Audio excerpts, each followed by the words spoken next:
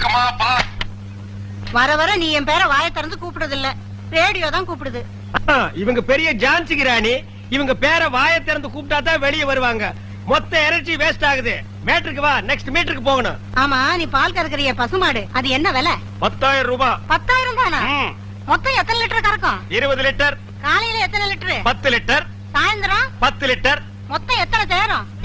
அதான் முதல்லயே சொல்லிட்டேன் 20 லிட்டர்னு. அப்புறம் என்ன வளவளான்னு பேசிட்டு? உனக்கு எத்தனை லிட்டர் வேணும், எவ்வளவுக்கு வேணும்? எனக்கு 8 அணாவுக்கு. உன்னை கூப்பிடுதே, இது ஜப்பான் டெக்னாலஜி. பின்னால பால் ஊத்துதே, அது ஜெர்மன் டெக்னாலஜி. இந்த 2 டெக்னாலஜி கலந்து நான் வீட்டுக்கு பால் சப்ளை பண்றேன்.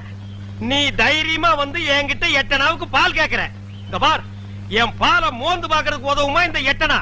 பிச்சைக்காரன் நாயே, எந்த மரத்தடியில் உட்கார்ந்து இந்த 8 அணாவை பிச்சை எடுத்த?